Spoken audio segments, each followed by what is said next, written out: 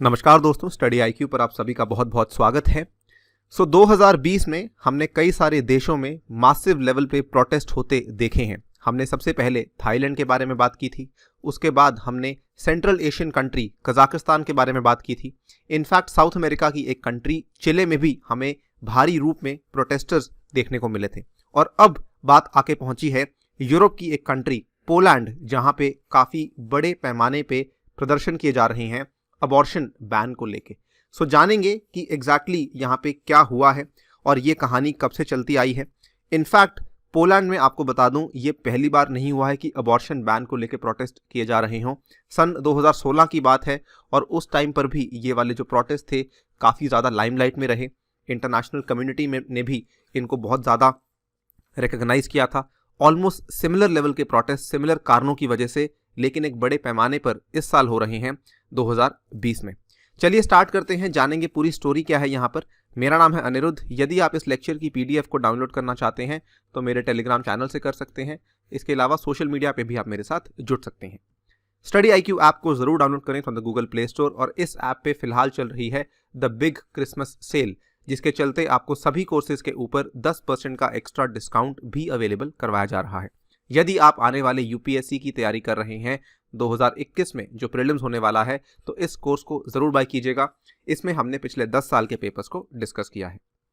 Right, so before we begin, हमको थोड़ा सा ब्रीफ हिस्ट्री समझना होगा पोलैंड का, and this will not take a lot of time. Basically 1980s की बात है, जब पोलैंड में जो कम्युनिज्म का राज था वो एक तरीके से खत्म हो चुका था और उसके बाद डेमोक्रेसी यानी कि लोकतंत्र स्थापित कर दिया गया था। लेकिन इसी के साथ उस टाइम जो स्टेट एस्टैब्लिश हुई थी, उन्होंने अपने कॉन्स्टिट्यूशन के थ्रू एक तरीके से ये भी मान लिया कि हमारा जो रिलीजन है वो भी रोमन कैथोलिक, जिसको कि हम रोमन कैथोलिसिज्म भी कह सकते हैं। इसी के साथ आपको मालूम होगा कि जो Catholic side of the Christian होते हैं वो कई सारे मुद्दों को लेके अपने कुछ अलग विचार रखते हैं। और इसमें फॉर एग्जांपल अबॉर्शन होगा, फॉर एग्जांपल सेम सेक्स की मैरिजेस होंगी, फॉर एग्जांपल अगर हम एलजीबीटी की राइट्स की बात करते हैं, तो इन सब चीज़ों को लेके जो कैथोलिक व्यू पॉइंट है वो काफ़ी अलग होता है काफ़ी सारे बाकी व्यू पॉइंट से। सो इन्होंने उस टाइम पर एक काफ़ी ज़्यादा स्ट्रिक्ट कानून अडॉप्ट कर लिया था अबॉर्शन को लेके। और इस कंट्री में यानी कि पोलैंड में अगर आपको अबॉर्शन करवाना है, अगर किसी महिला को अबॉर्शन करवाना है, तो केवल 3 ही पॉसिबिलिटीज़ थी जिस केस में वो अबॉर्शन करवा सकती थी। या तो इस पर्टिकुलर प्रेगनेंसी की वजह से जो मदर को थ्रेट हो सकता है, उसको खतरा हो सकता है, या ये जो प्रेगनेंसी है ये इंसेस्ट या फिर रेप से आई हो, या फिर जो फीटल अबनॉर्मेलिटी है यानी कि जो बच्चा है वो बहुत ज़्यादा अबनॉर्मल है, जो फीटस है वो बहुत ज़्यादा अबनॉर्मल है, उस केस में भी आप अबॉर्शन करवा सकते हैं।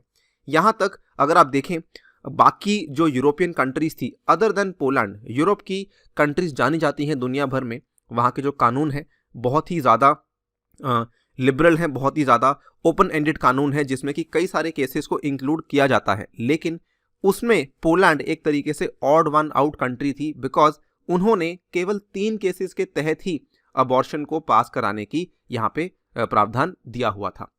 अब क्या होता है कि 2015 सीधा हम 1980 से शिफ्ट करते हैं 2015 में।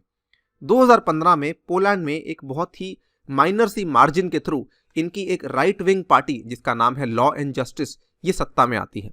और जैसे ही ये पावर में आई, क्योंकि ये राइट विंग पार्टी है, थोड़ी कंजर्वेटिव पार्टी है, इनके जो पार्टी लीडर हैं इन्होंने 2016 में एक ये अनाउंसमेंट कर दी कि even pregnancies when a child is sure to die, इसको ध्यान से देखिएगा कि इवन ऐसी प्रेगनेंसीज जहां पे ये श्योर है कि बच्चे की मृत्यु होने ही वाली है, वहां पर भी माँ को बच्चे को जन्म देना ही होगा, सो दैट जब बच्चा पैदा होता है उसको बैप्टाइज करेंगे, फिर उसको बरी करेंगे, सो दैट उसके पास कम से कम एक नाम हो।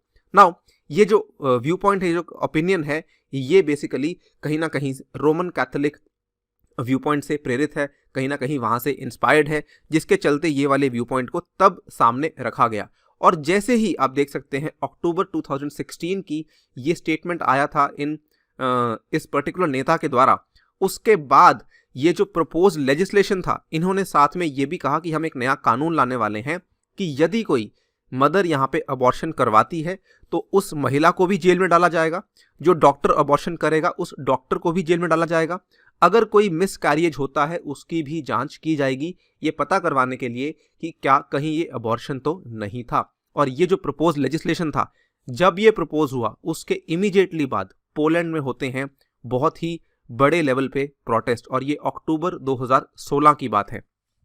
पोलैंड की हिस्ट्री के बहुत ही इंपॉर्टेंट प्रोटेस्ट माने जाते हैं, जिनको कि आज की डेट में ब्लैक प्रोटेस्ट के नाम से जाना जाता है। ब्लैक प्रोटेस्ट इसलिए क्योंकि उस टाइम पर कई सारी महिलाएं और कई सारे पुरुष भी यहाँ पर इनके साथ स्ट्रीट्स पर उतर के आए, और इन्होंने काले कपड़े पहने हुए थे ये बताने के लिए कि हम यहाँ पे गवर्नमेंट को सपोर्ट नहीं करते हैं। इनफैक्ट इन्हीं ब्लैक प्रोटेस्ट के दौरान एक पर्टिकुलर ब्लैक मंडे का दिन रखा गया था, जहाँ पे काफ़ी ज़्यादा मात्रा में लोग स्ट्रीट्स पर उतर कर आए थे, और इस प्रपोज्ड लेजिस्लेशन को ये लोग कह रहे थे कि इसको वापस ले लिया जाए। नाउ इसका यहाँ पे फ़ायदा क्या हुआ, ये जो प्रोटेस्ट हुए थे कि 2016 में जो ये लेजिस्लेशन था, जो ये कानून था जिसका प्रस्ताव रखा गया था, इसको सरकार ने पीछे ले लिया। नाउ कई सारे लोगों को लगा कि अब स्टोरी खत्म हो चुकी है, लेकिन आज भी 5 साल के बाद भी जो पार्टी पावर में है वो वही वाली right wing conservative party law and justice party power में है। और यहाँ पे आप देख सकते हैं नवंबर 24, 2020 फिर से ये प्रोटेस्ट शुरू हो चुके हैं, और इस बार प्रोटेस्ट 22 अक्टूबर को शुरू हुए थे, and as we are speaking दिसंबर के महीने में भी प्रोटेस्ट चल रहे हैं। अभी भी यहाँ पे प्रोटेस्ट कंप्लीटली खत्म नहीं हुए हैं। So once again protest have erupted in Poland over the abortion ban. अब ऐसा क्यों हुआ कि अबॉर्शन बैन को लेके फिर से प्रोटेस्ट यहाँ पे शुरू हो चुके हैं, उसको समझते हैं। तो जिस पार्टी की बात हम कर रहे थे, यानी कि लॉ एंड जस्टिस पार्टी, उन्होंने फिर से एक बार नया कानून इंट्रोड्यूस कर दिया है, और इस पर्टिकुलर रूलिंग में उन्होंने यहाँ पे ये कहा है इस कानून में कि अबॉर्शन के सभी केसेस इलीगल हैं, including those cases in which the fetus has a severe and permanent disability और an incurable and life threatening disease. तो यहाँ पर ये चीज़ इन्होंने बोल दी कि ऐसा कानून हम पेश करने वाले हैं कि अगर जो फीटस है उसको कोई बहुत ही भयंकर और बहुत ही कोई परमानेंट डिसेबिलिटी भी है, उस केस में भी आपको उस बच्चे को जन्म देना ही होगा। अगर आप अबॉर्शन करते हैं तो वो अवैध है, वो कानूनन रूप से जुर्म माना जाएगा। ठीक है। नाउ ये चीज़ कैसे यहाँ तक पहुँची?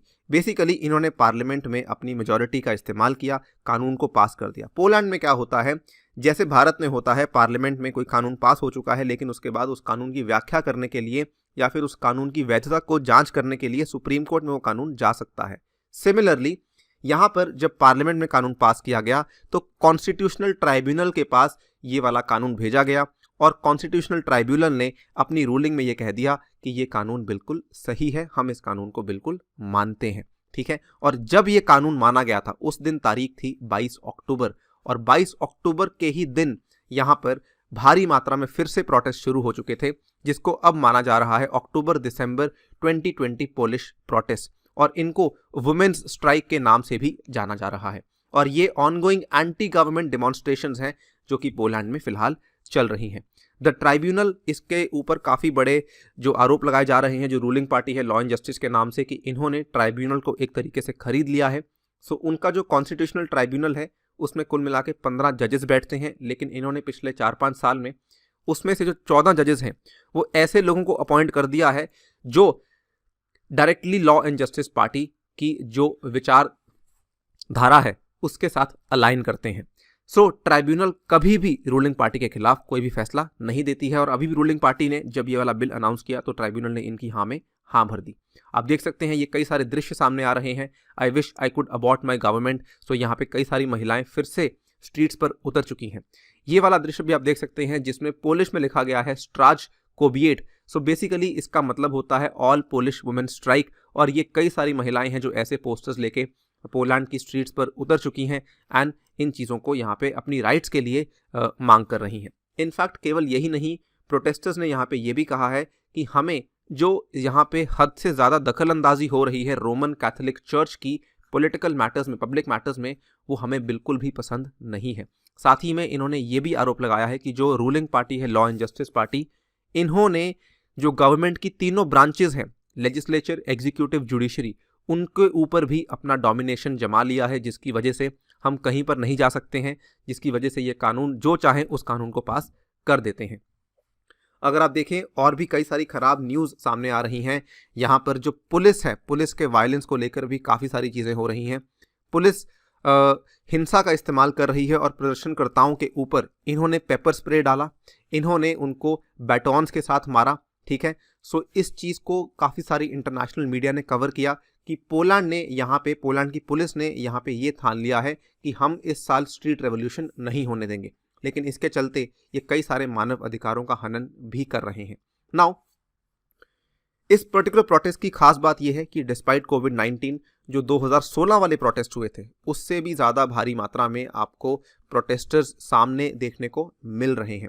ये चीज़ तो ज़रूर है, लेकिन इन प्रोटेस्टर्स की वजह से एक अच्छी चीज़ ये हो चुकी है कि पोलैंड की एडमिनिस्ट्रेशन ने, प्रशासन ने फिलहाल इस कानून को लागू करने से एक बार पॉज डाल दिया है कि हम अभी इसको लागू नहीं करेंगे।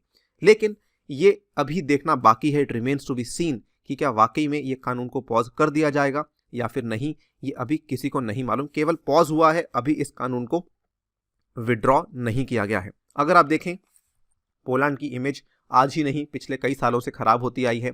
अगर आप देखें, ये अभी की बात है, Polish reporters worry about newspapers turning into hardline propaganda outlets. So Polish की जो आप देख सकते हैं मीडिया एजेंसीज हैं वो भी काफ़ी हद तक रूलिंग पार्टी के फेवर में बात करती हैं। इनफैक्ट पोलैंड के द्वारा जुडिशियल रिफॉर्म्स लाए गए थे उस टाइम पे यूरोपियन यूनियन ने ये कहा कि हम आपको ईयू की मेंबरशिप से बाहर भी निकाल सकते हैं। ईयू की टॉप कोर्ट ने उनको चेतावनी दी थी कि अगर आपने रिफॉर्म्स को सही तरीके से नहीं बदला तो हम आपको यहाँ से बाहर भी निकाल सकते हैं।